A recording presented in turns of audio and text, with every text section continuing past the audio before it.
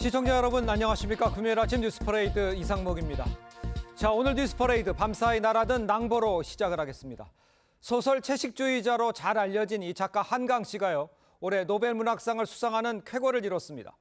노벨상만을 놓고 보면 2000년 이 평화상을 받은 고 김대중 전 대통령에 이어서 두 번째입니다. 먼저 김연아 기자의 보도입니다. 역사적인 트라우마에 맞서고 인간의 삶의 연약함을 드러낸 강렬한 시적 산문. 스웨덴 한림원이 소설가 한강을 노벨문학상 수상자로 발표하며 덧붙인 표현입니다. 특유의 시적인 문체와 삶과 죽음을 아우르는 작품 세계 역시 노벨위원회를 사로잡은 이유가 됐습니다. She has a unique awareness of the connections between body and soul, the living and the dead, and in her poetic and experimental style has become an innovator in contemporary prose. 수상 소식을 접한 한강은 놀랍고 영광스럽다며 아들과 함께 차를 마시고 싶다고 소감을 밝혔습니다. I just finished dinner with my son and I was really surprised. 1993년 시인으로 먼저 등단한 한강은 이듬해 서울 신춘문예에 붉은 닷이란 작품이 당선되며 본격적인 소설가로서의 길을 걸어왔습니다. 광주 민주화 사건, 제주 4.3 사건 등 주로 한국 현대사와 맞닿은 사건의 폭력과 죽음을 고통스러울 만큼 직시한다는 평가를 받아왔는데 대표작 채식주의자가 2016년 영국 부커상 인터내셔널 부문을 수상하며 한국 문학을 세계 무대에 알리는 대표 기수로 자리매김했습니다. TV조선 김윤아입니다. 작가 한강의 노벨상 수상은 문학계에서 깜짝 놀랄 소식이지만 그녀는 그동안 국제 무대에서 꾸준하게 이 수상 경력을 쌓아왔습니다. 성민혁 기자가 그 이력을 되짚어봤습니다.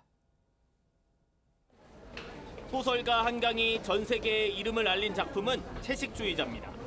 육식으로 상징되는 폭력을 거부하고 끝내 나무가 되려는 30대 여성을 중심으로 쓴 세 편의 단편을 묶은 연작 소설입니다. For 2016, that book is, and I have it here, The Vegetarian by Han Kang. 국내 작가 최초로 세계의 3대 문학상을 거머쥐었습니다. 국내에선 이미 이상문학상과 독립문학상 같은 굵직한 상을 받으며 두각을 나타냈습니다. 광주 민주화 운동을 다룬 6번째 장편 소설 소년이 온다로 국민작가로 떠올랐습니다. 지난해엔 소설 작별하지 않는다로 프랑스 4대 문학상 중 하나인 메디치상까지 탔습니다. 역시나 인간 본질에 천착하는 이 작품은 제주 4.3 사건의 아픔을 되짚었습니다. 실제로 작가 본인이 꾼 꿈으로부터 시작했습니다. 애도를 끝내지 않는, 결코 작별하지 않겠다는 각오를 가진 그런 사람들의 이야기이고 그런 마음에 대한 이야기. 이때부터 노벨상 수상 가능성이 거론됐지만 작가 본인은 부담스러워했습니다. 소설 쓰고 완성하고 그게 가장 저에게는 중요한 일이라서요. 이런 질문은 굉장히 뭐랄까 부담스럽습니다. 최고 권위의 노벨상까지 받으면서 한국 문학이 전 세계에 뻗어나갈 발판을 마련했습니다. TV조선 성민혁입니다.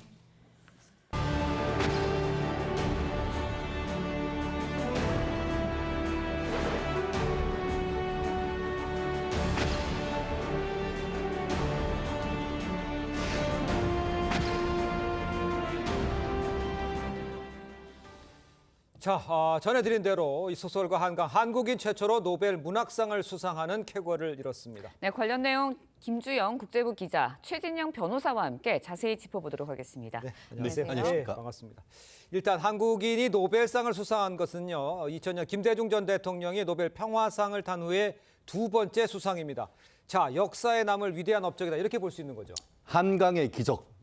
예. 예, 20세기에 대한민국이 경제적 기적을 이뤘다라고 한다고 하면은 예. 21세기의 K-팝, K-드라마, 네. K-무비를 통해서 K-컬처의 어떤 그 성장이 있었었는데 네. 이 K 시리즈의 정점을 찍은 것이 아닌가 생각을 합니다. 사실 이번 그 노벨상 같은 경우에는 노벨 물리학상, 노벨 화학상이 최근에 AI와 관련되는 그 과학자들에게 좀 수상을 했지 않습니까? 맞아요. 그것을 예. 통해서 AI 시대에 AI 혁명이 도래했음을 알린 것처럼 마치 이번 그 한강 시인의 노벨 문학상 수상은 대한민국 K컬처의 세계적 도래를 알리는 시발점이 아닌가 그런 생각을 드는데요. 예.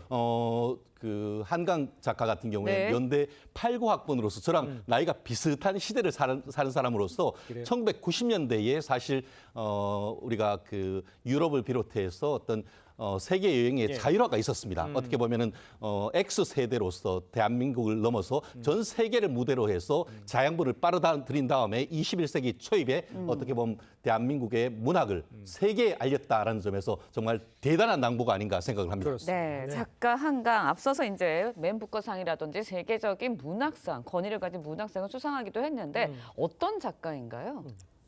네, 한강 작가는 1994년 서울신문 신춘문예에 소설 붉은 다트로 등단했는데요. 네. 인류 보편적 주제인 폭력 문제를 특유의 서정적인 문장으로 풀어낸다는 평가를 받는 작가입니다. 예. 한 작가는 2005년 이상문학상과 2014년 만해문학상 등 국내 굵직한 문학상을 잇따라 수상하면서 한국문단에서 가장 주목받는 소설가 중 한 명으로 자리매김했습니다. 네. 2016년에는 소설 채식주의자로 맨부커상 국제부문상을 수상했고 지난해에도 소설 작별하지 않는다로 메디치 외국문학상을 수상하는 등 활발한 활동을 해왔습니다. 예, 이미 그 노벨 문학상을 탈 만한 준비 작업들을 네. 쭉 해왔다 이렇게 볼 수가 있을 것 같네요. 자, 한강 작가가요 올해 이제 노벨 문학상 수상자로 선정된 배경도 좀 궁금한데 어떤 이유 때문이라고 해석을 할 수가 있을까요? 그렇습니다. 아마 오늘 수도 없이 들었을 것 같은데요. 네. 한강의 그 글을 강렬한 이 시적 산문이다 이렇게 예. 표현을 하는데 두 가지 이유를 들은 것 같습니다. 예. 역사적 트라우마에 맞서는 부분 그리고 네. 또 인간의 어떤 그 삶의 연약함을 폭로한다는 부분 두 개를 이렇게 얘기를 하는 것 같은데 예. 강렬한 시적 산문. 사실 그 한강 작가 같은 경우에는 1993년에 시인으로 데뷔를 했고 그 다음에 1994년에 또 소설가로서 신춘문예에 당선됐습니다. 네네. 그러다 보니까 제목 자체도 뭐 소년이 온다, 또 네. 작별하지 않는다. 마치 일본의 짧은 시 하이쿠 같은 그런 어떤 산문과 시가 이렇게 혼합되어 있는 모습을 보이고 있는데요. 네. 더불어서 아까 얘기했던 역사적 트라우마에 맞서는 모습 이런 부분 같은 경우에는 한국에서의 어떤 그 5.18 문제라든가 4.3 이런 대한민국에 있던 아픔 이런 부분을 직접적으로 다뤘다는 점, 나아가서 인간의 삶의 연약함에 대한 폭로 이런 부분은 지난번 2016년에 맨부커상을 수상한 채식주의자와 같은 어떤 인간의 어떤 그 심리라든가 내면의 어떤 보편적 가치를 다룬 이런 점들을 종합적으로 해서 아까 얘기했던 강렬한 시적 산문이라는 그런 표현으로서 이 한마디로 정리를 했던 것 같습니다. 알겠습니다. 네, 한강 작가 노벨 문학상 수상 소식에 매우 놀랍고 영광스럽다 이런 소감을 전하기도 했는데요. 직접 들어보시죠. I grew up with books, so since when I was a child, I grew up with books in Korean and translated as well. So I can say I grew up with Korean literature, which I feel very close. So I hope this news is nice for Korean literature readers and my friends, writers, and 자, 한강 작가하면 떠오르는 작품이 있죠. 소설 채식주의자와 이 소년이 온다 이겁니다. 한 작가의 이제 문학적 세계관이 이 작품들에 이제 고스란히 담겨 있다. 뭐 이런 이야기들 많이 하는 것 같아요. 네, 채식주의자는 육식으로 상징되는 폭력을 거부하고 예. 나무가 되려는 30대 영애를 주인공으로 한 소설 3편을 묶은 연작 소설집입니다. 예. 이 작품이 영국 맨부커상을 수상하면서 소설가 간장 한강은 예. 전 세계에 이름을 알리게 됐는데요. 이 소년이 온다는 1980년 광주 민주화운동을 다룬 작품입니다. 이 어린 시절 광주 민주화운동에서 학살된 사람들의 사진집을 본 후 인간에 대한 근원적 질문을 하게 됐다는 한 작가의 세계관을 문학상을 잘 표현하는 작품입니다. 예. 노벨 문학상을 수여한 스웨덴 할리먼은 소년이 온다를 언급하면서 잔인한 현실을 직시하는 증인 문학이라는 장르에 접근했다고 평가했습니다. 네. 그렇군요. 그런가 하면 한강 작가의 가족들도 대부분 문학계에서 활동하고 있는 작가로 유명한데 가족이 어떻게 되나요? 네, 한강 작가의 아버지는 소설 아재아재 바라아재 등을 펴낸 작가 한승원 씨입니다. 한승원 작가와 한강 작가는 국내 최고 소설 문학상으로 꼽히는 이상문학상을 부녀 모두 수상하는 진기록을 세우기도 했습니다. 예. 한강 작가의 오빠와 남동생도 소설가로 활동한 바 있고 남편 홍용희 씨는 문학평론가로 경희사이버대 교수입니다. 예, 네. 알겠습니다. 자, 지금 보면 외신들도 이 수상에 대해서 굉장히 호평을 하고 있다고요. 네, 예. 뉴욕타임스는 놀라운 일이라면서 발표 직전까지 중국 작가 찬쉐가 가장 유력한 후보로 꼽혔지만 네. 예상을 뒤엎고 한강이 수상했다고 평가했습니다. 예. 미 ABC 방송은 한강의 수상은 최근 몇 년간 봉준호 감독의 기생충, 넷플릭스 드라마 오징어 게임, 방탄소년단 등 K-팝 그룹의 세계적 인기 등 한국 문화의 글로벌 영향력이 커지고 있음을 반영하는 결과라고 해석했습니다. 알겠습니다. 자, 두 분 말씀 오늘 여기까지 듣겠습니다. 고맙습니다. 맞습니다. 네, 김건희 여사의 활동 자제를 요청하던 국민의힘 한동훈 대표가 김 여사 연루 의혹이 제기된 이 도이치모터스 수사에 대해서 국민이 납득할 만한 결과를 검찰이 내놔야 한다. 이렇게 말을 했습니다. 윤석열 대통령과의 독대 성사 가능성이 알려진 이후에 나온 발언인데 당내 친윤계에선 재보궐선거를 의식한 여론재판이라는 비판이 제기됐습니다. 윤동빈 기자의 보도입니다. 국민의힘 한동훈 대표는 김건희 여사의 도이치모터스 주가 조작 연루 의혹을 수사 중인 검찰을 향해 국민 눈높이를 강조했습니다. 어떤 계획을 가지고 있는지는 저는 알지 못합니다. 다만 검찰이 국민이 납득할 만한 결과를 내놔야 한다라고 생각합니다. 기소 여부에 대한 직접 언급은 없었지만 기소에 무게를 둔 거란 해석이 나왔습니다. 검찰은 2심 법원이 주가 조작 사건 1심에서 무죄를 선고받았던 전주 손모 씨에게 방조 혐의를 일부 인정하면서 김 여사 처분 방향에 대해 검토 중입니다. 한 대표는 대선 기간 김 여사가 약속했던 조용한 내조를 언급하며 공개 활동 자제를 재차 촉구했습니다. 당초 대선 과정에서 이미 국민들께 약속한 부분 아닙니까? 그걸 지키시면 된다고 생각합니다. 재보궐선거가 닷새 앞으로 다가오면서 한 대표는 주변에 민심에 따라 앞으로 공개 발언 수위를 더 높일 수밖에 없다는 취지로 말한 것으로 전해졌습니다. 하지만 친윤계는 한 대표 발언에 불편한 기색을 숨기지 않았습니다. 대통령 부인에 관한 문제인데 그런 여론이 있는 것은 사실이에요. 그런데 그런 부분을 공개적인 자리에서 얘기할 필요가 있었겠느냐. 윤상현 의원도 SNS에 여론 재판을 열자는 것이냐며 자해적 발언을 삼가야 한다고 했습니다. TV조선 윤동빈입니다. 민주당이 지난 대선 후보 경선 때 명태균 씨가 운영하는 여론조사 업체에 국민의힘 이 당원 안심번호 57만 건이 유출됐다고 주장을 했습니다. 명 씨가 이걸 이용을 해서 비공개 여론조사를 했는데 모두 윤석열 후보가 우위를 기록한 게 의심스럽다는 겁니다. 국민의힘은 당원들 번호를 안심번호 형태로 각 캠프에 제공하는 것은 문제가 없다면서도 왜 명 씨 업체에 흘러갔는지는 조사하겠다고 했습니다. 최지원 기자입니다. 국민의힘 당원 관련 정보가 적힌 명단입니다. 민주당 노종면 의원이 공개한 자료인데 책임 당원과 대의원의 성별, 선거구와 함께 연락처가 안심번호 형태로 담겨 있습니다. 노 의원은 56만 8천여 명의 당원 명단이 지난 대선 경선 당시 명태균 씨 여론조사 업체 미래한국연구소에 유출됐다고 주장했습니다. 명 씨 업체가 이 명단을 토대로 실시한 비공개 여론조사에서 윤석열 당시 후보가 압도적 우위를 기록했다며 윤 후보 측이 명부를 넘겨준 게 의심된다고 주장했습니다. 명 씨 업체가 여론조사와 관련해 계약을 맺은 정황은 없다고도 했습니다. 계약서는 없었고요. 계약이 없었고 돈 거래도 없었습니다.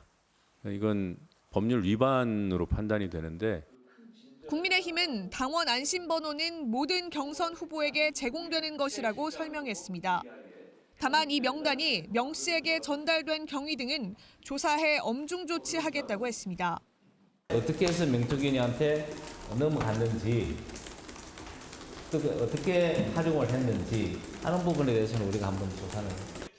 당시 국민의힘 대표였던 이준석 개혁신당 의원도 각 캠프에 전달된 건 유출이 아니라면서도 명 씨가 활용하게 된 경위는 대통령실이나 윤핵관 측이 해명할 일이라고 했습니다.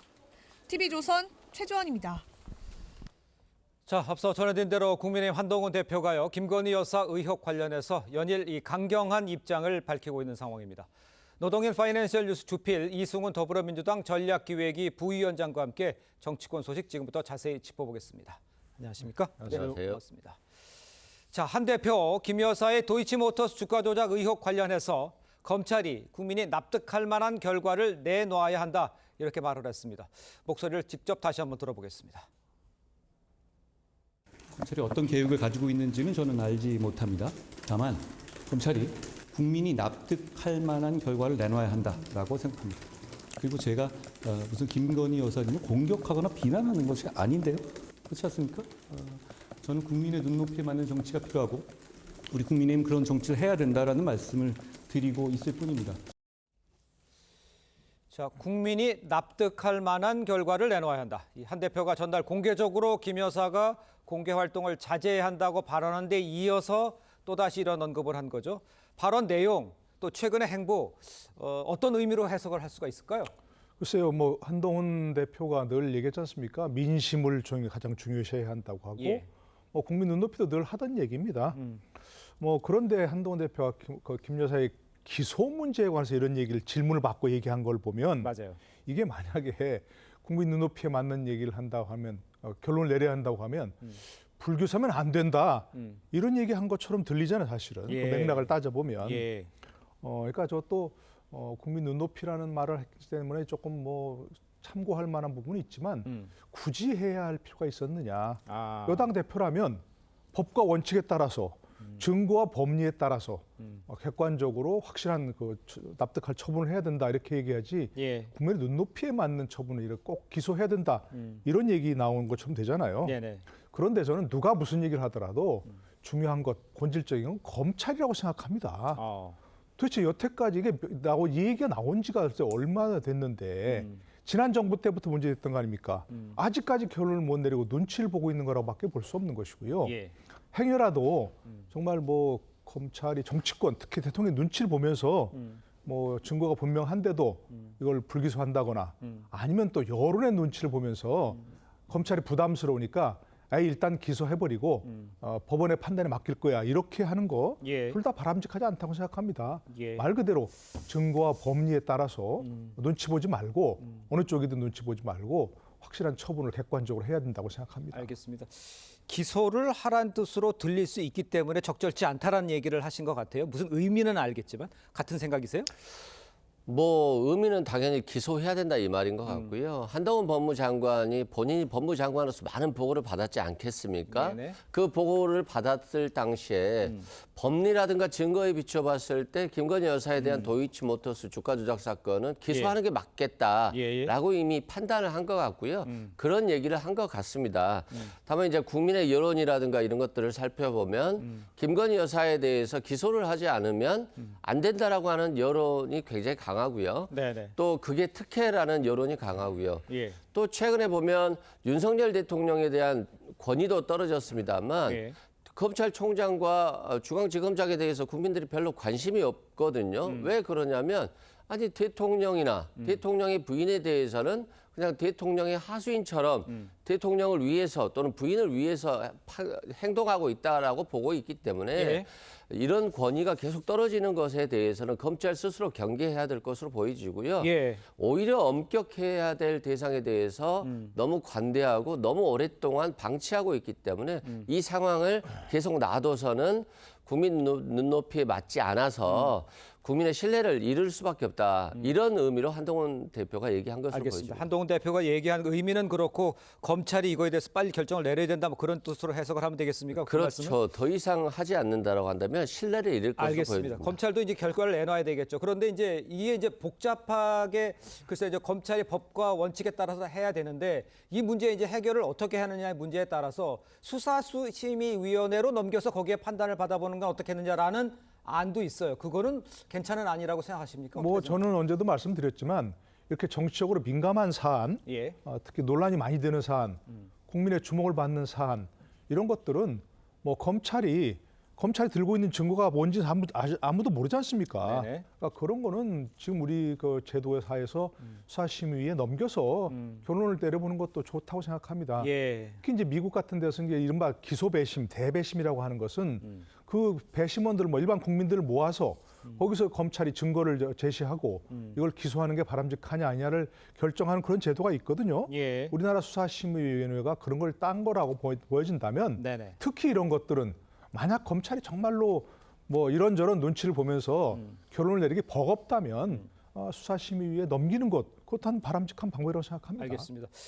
지금 그 전체적으로 분위기를 보면 그 대통령이 이제 오늘 오시는 거잖아요. 그러니까 만나서 얘기를 해서 뭔가 성과를 내야 되는 상황인데 이 성과를 낼 수 있는 상황인지 만남은 제대로 이루어질지 이런 건 밖에서 보실 때 어떻습니까? 지금 한동훈 대표가 좀 압박하는 모양새가 있기 때문에. 그렇죠.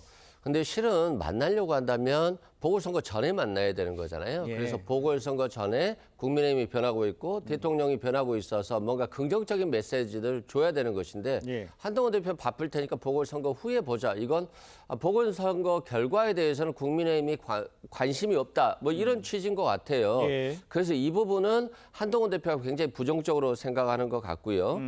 또한 독대를 하겠다라고 했으면 한동훈 대표한테 먼저 연락을 해야 되는 것인데 예. 언론을 통해서 독대할 생각이다. 대통령실의 요구를 수용했다라고 하는 거니까 결국에는 한동훈 대표 입장에서 보면 대통령이 만날 생각이 없는데 그냥 언론에 흘리기 위해서 만나겠다는 취지로 한 것이고 또한 이런 정도 상태에서 독대를 했을 경우 한동훈 대표가 원하는 김건희 여사에 대한 어떤 특단의 조치 문제라든가 예. 또 최상병 문제라든가 의료 대란 문제에 대해서 대통령과 얘기를 하면서 뭔가 결과를 내야 되는데 아무런 결과를 낼 수 없는 상황이라는 어떤 비판적 시각까지도 가지고 있기 때문에 예. 한동훈 대표가 독대에 대해서 뭐 구걸하지 않겠다 이런 의미까지도 가지고 있는 것으로 보여집니다. 그렇지만 만남은 이루어질 것으로 예상을 하시는 거고요. 그렇죠. 만날 가능성은 높다고 보여집니다. 알겠습니다. 자, 일단 그 한 대표 발언에 대해서 대통령실은 일단 공식 입장은 내놓지는 않고 있지만요. 친윤계에서는 한 대표의 발언을 놓고 자해적 발언이다 뭐 이렇게 강하게 반발을 하고 있어요. 그러니까 골은 깊어지고 있고 한 대표는 내가 대통령과 독대하면 뭘 얘기할지를 이미 다 얘기한 거고 윤 대통령이 받을지 안 받을지만 남은 것처럼 보이는데 잘 될까요? 성과를 낼 수 있을까요? 성과를 내야죠. 예. 결론을 내야죠. 어떤 것들은 이렇게 글쎄요, 뭐 사실이냐 의혹이냐를 가지고 여러 가지 조금 예. 확실치 않은 건 많이 있지만 여러 가지 면에서 지금 김건희 여사 그림자가 지금 어른거리고 있잖아요. 예. 백을 받은 건 사실이고, 그다음에 또 뭐 김대남 씨 얘기도 나왔고, 또 뭐 그 명태균 씨, 예. 이분에게도 그 여러 가지 뭐 문자를 주고만 받은 거이 나왔고 어디까지 얼만큼 되는지는 잘 모르겠지만 네. 너무나 많은 것들에서 그 그림자가 어른거리고 있으니까 정당이야말로 민심에 민감하게 반응할 수밖에 없는 거 아니겠습니까? 네. 그러니까 이런 문제를 얘기하는 것은 당연한 거라고 받아들여야죠. 이른바 속된 말로 뭐 약속대련이라고 하지 않습니까? 네. 정당에서는 좀 세게 나가고 대통령에서는 약간 좀 유순하게 나가고 그런 식으로 해갖고 서로 역할 분담을 하든지 해가지고 해야 되는 것이고 이 문제는 자꾸 이렇게 정말 뭐 별것 아닌 문제라고 한다면 이걸 가지고 계속 국정에 어떤 발목을 잡는 얘기가 되니까 네네. 김건희 여사 문제를 확실하게 정리하고 넘어가자. 뭐 행보를 자제하든지 아니면 뭐 행보를 과거 대선 때 약속한 것처럼 예. 행보를 이제 안 하든지 공개 행보를 이렇게 하는 것으로 정리하고 넘어가야 그리고 그런 그 결론이 윤 대통령과 한 대표가 만났을 때 나와야 지금이라도 여당이 조금 그런 수렁에서 벗어나는 길이 된다 이렇게 생각합니다. 알겠습니다. 자, 이런 가운데 어제 행안위 국감에서는요. 김건희 여사 공천 개입 의혹의 핵심 인물로 거론이 되고 있는 이 명태균 씨 출석 문제를 놓고 여야 간 공방이 벌어졌습니다. 영상으로 보고 이야기를 이어가겠습니다.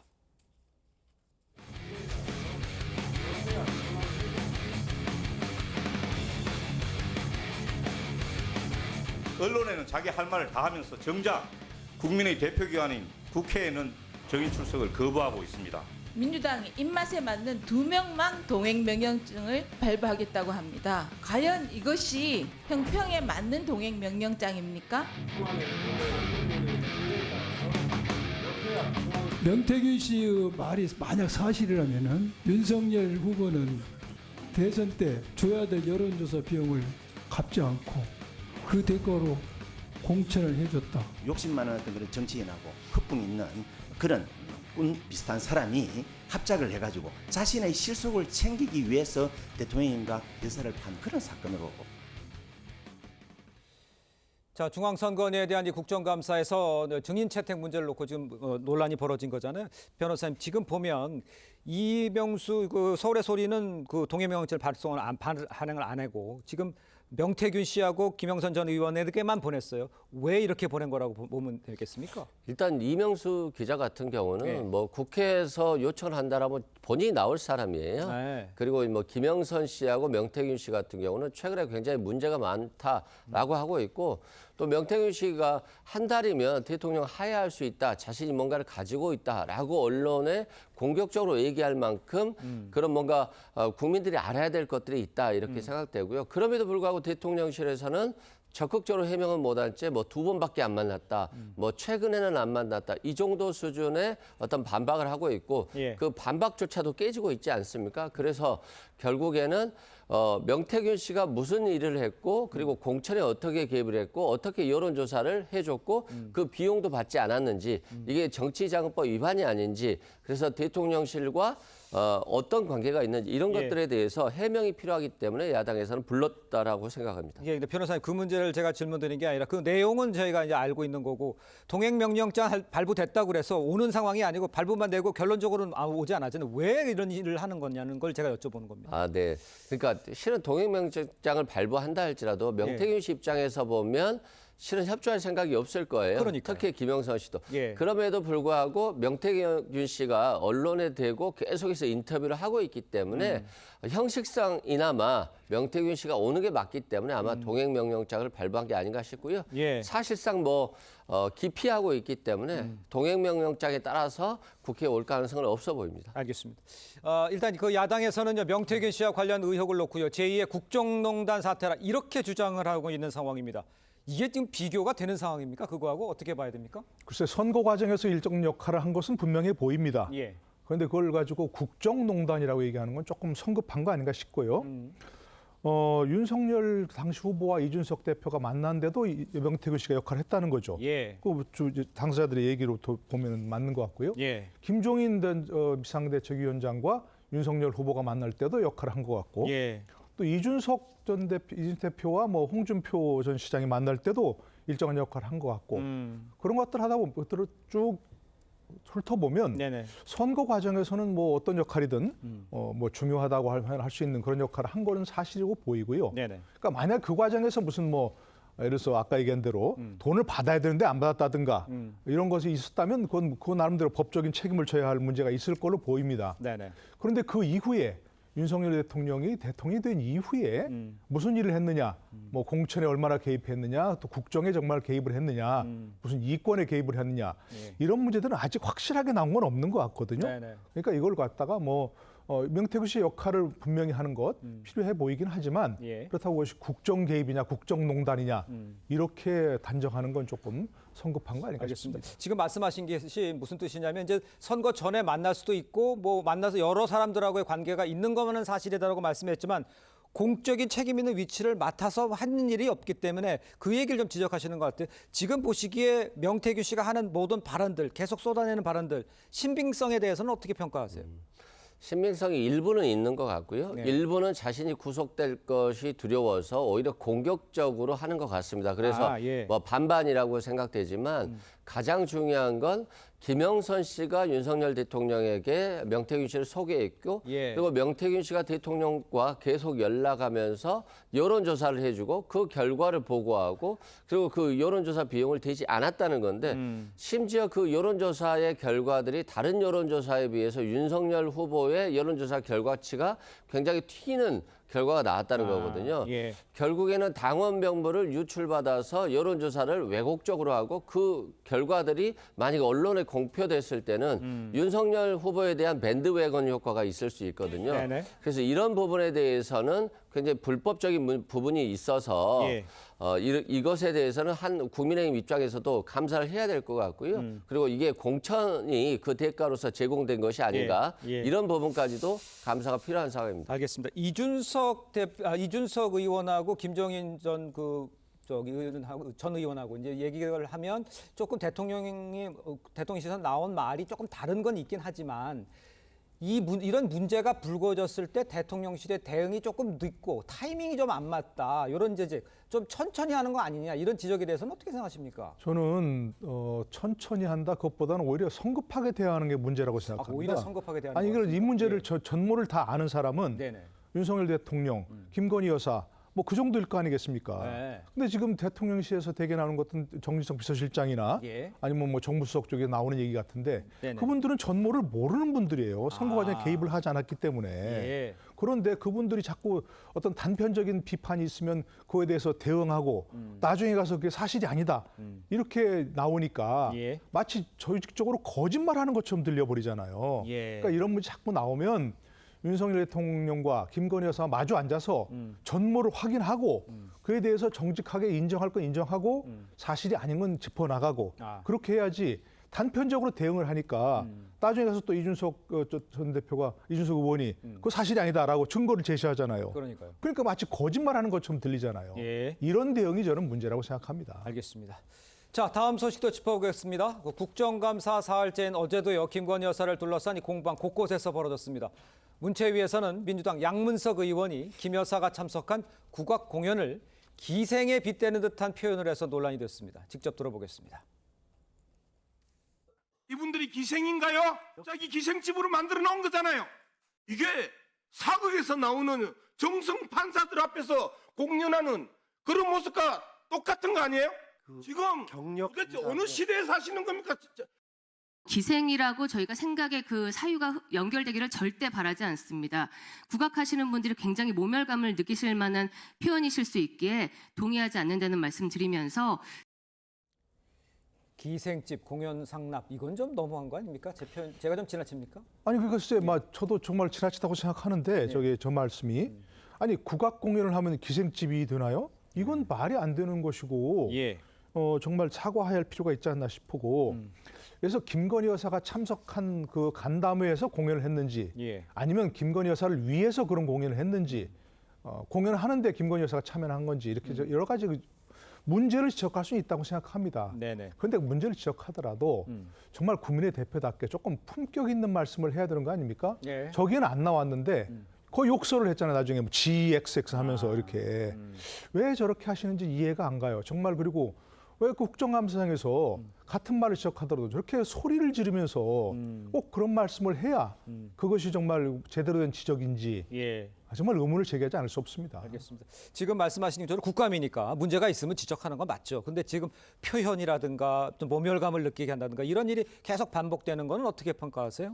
일단 국회의원도 품격을 가지고 이렇게 질문을 하는 게 맞다라고 말씀드리고요. 네. 다만 이제 양문석 의원이 얘기한 것들은 네네. 저렇게 정승판서 앞에서 국악인들이 공연을 하는 것들이 결국에는 기생처럼 취급을 한 게 아닌가라고 이제 비판을 하는 거고요. 이 국악인들을 상대로 기생이라고 표현한 것은 아니다 이런 말씀드리고요. 예. 다만 이제 과거와 달리 최근에 형식이 많이 바뀌었잖아요. 뭐 영부인이라고 해서 대통령이라고 해서 어떤 행사를 치르고 거기에다가 공연하게 하는 것 이런 것들이 과거와 달리 지금에 있어서는 좀 예. 보기 불편한 광경인 건 맞는 것 같고요. 네네. 다만 이제 항상 뭐 오해받을 수 있는 발언의 소지가 있는 부분들에 대해서는 예. 좀 주의를 하는 게 좋지 않을까 싶습니다. 알겠습니다.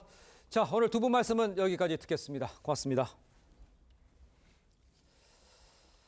네, 윤석열 대통령이 5박 6일간의 동남아 3개국 순방 일정을 마치고 오늘 귀국을 합니다.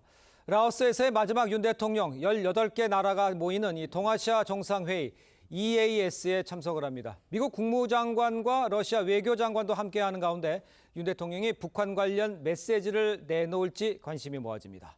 라오스 현지에서 조성호 기자입니다. 동아시아 정상회의는 한일중 3개국을 비롯해 러시아와 호주, 인도까지 참여하는 지역 내 최고위급 전략 포럼입니다. 윤석열 대통령은 동아시아 정상회의 기조연설에서 북한 문제를 포함한 국제 안보에 대해 입장을 밝힐 계획입니다. 북한의 핵 개발과 무모한 도발 그리고 불법적인 러브 군사 협력을 국제사회가 결코 용인하지 않을 것임을 재확인하고 동아시아 정상회의엔 미국 블링컨 국무장관과 러시아 라브로프 외교장관도 참석합니다. 북한 문제를 둘러싸고 미국과 러시아가 입장 차이를 보이는 가운데 윤 대통령의 대북 메시지에 두 나라가 어떤 반응을 보일지도 관심사입니다. 대통령실 관계자는 윤 대통령이 동아시아 정상회의에서 러브 군사협력이 UN 안보리 결의의 정면 도전임을 강조할 거라고 밝혔습니다. 윤 대통령은 또 미얀마 내전에 대해 폭력의 즉각적인 중단을 경고하며 미얀마의 지난해의 4배에 달하는 2,300만 달러 규모의 인도적 지원을 할 예정입니다. 윤 대통령은 오늘 미국과 러시아를 포함한 인도태평양 지역 18개 국가가 참여하는 동아시아 정상회의에 참석한 뒤 귀국길에 오릅니다. 라오스 비엔티안에서 TV조선 조성호입니다. 네, 티몬과 위메프 대규모 미정산 사태를 빚은 구영벨 큐텐 대표와 계열사 경영진들에 대한 구속영장이 기각됐습니다. 신형희 서울중앙지법 영장 전담 판사는 구 대표에게 방어권 보장 필요성이 있다며 기각 이유를 밝혔습니다. 검찰은 구 대표 등이 정산대금 지급 불능 상황을 예측하고서도 1조 원이 넘는 상품권과 물품을 판매해 대규모의 피해를 만들었다며 지난주 구속영장을 청구한 바 있습니다.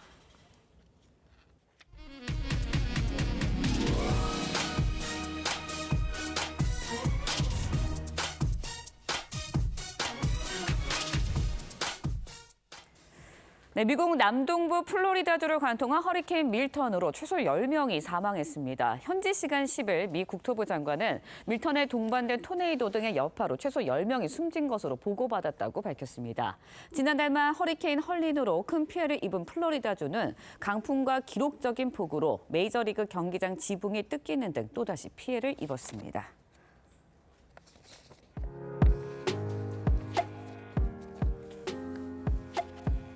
네, 렌즈에 담긴 그 순간 그 의미를 짚어보는 시간이죠. 사진 기자가 선택한 아침의 한 장입니다. 오늘은 조선일보 사진부 오종찬 기자와 함께합니다. 안녕하세요. 오늘 아침에 볼 사진 어떤 건가요? 네, 브라질 아마존에서 가뭄으로 강바닥이 드러나자 주민들이 바나나를 걸어서 이동하고 있는 장면입니다. 세계에서 가장 물이 풍부하던 아마존이 요즘 최악의 가뭄으로 고통받고 있습니다. 외신으로 들어온 사진들 함께 보시죠. 극심한 가뭄으로 브라질 북부 솔리모스 강바닥이 드러났습니다. 아마존강은 지난해 9월부터 건기를 거치면서 수위가 6m나 낮아졌는데요. 아마존의 중요한 교통수단인 백길이 끊기자 주민들이 큰 고통을 겪고 있습니다. 배로 1시간 거리를 육로로 10시간 넘게 돌아가고 있다고 합니다. 네, 아마존 하면은 물이 많고 울창한 숲이 떠오르게 되는데 사진을 보니 좀 안타까운 마음이 듭니다. 이번 가뭄의 원인 무엇인가요? 네, 전문가들은 지구의 기온 변화와 무차별적인 벌목을 원인으로 꼽고 있습니다. 아마존에 나무가 사라지면서 그늘도 사라지고 수분을 유지하는 능력이 떨어진 겁니다. 여기에 지구 기온이 상승하면서 더 건조해지고 비가 오지 않는 건기도 길어졌는데요. 앞으로도 이번 같은 최악의 가뭄은 더 빈번하게 발생할 수 있다고 경고하고 있습니다. 네, 기후변화 남의 일 같지 않은데요. 환경에 조금 더 경각심을 가져야 할 때인 것 같습니다. 지금까지 아침의 한 장이었습니다. 오늘도 쾌청한 가을 날씨가 이어지겠습니다. 오늘 아침 서울이 14.1도, 춘천 13.1도로 어제보다 조금 낮은데요. 한낮에는 기온이 크게 오르면서 서울과 대구 25도로 일교차가 크게 벌어지겠습니다. 오늘 오전까지 전국 대부분 지역에 가시거리 200m 미만의 짙은 안개가 끼었습니다. 짙은 안개로 인해 공항에서는 항공기 운항에 차질이 있을 수 있으니 운항 정보 미리 확인하시기 바랍니다. 오늘 제주도는 오전에 5에서 10mm의 비가 내리겠고 충남 서해안과 영남 지방에는 소나기가 내리겠습니다. 당분간 영남 해안과 제주 해안으로는 높은 너울이 밀려들겠습니다. 오늘 한낮 기온은 어제와 비슷하겠는데요. 전주와 광주 25도, 강릉과 울산 24도 예상됩니다. 주말 동안 비 소식 없이 깊어가는 가을을 즐기기 좋겠습니다. 다음 주 월요일에는 남부와 제주에 비가 내리겠습니다. 오늘의 날씨 이나일입니다. 네, 이상으로 금요일 뉴스 퍼레이드 마칩니다. 네, 저희는 다음 주 월요일 아침 7시 30분에 다시 찾아뵙겠습니다. 시청해주신 여러분 고맙습니다.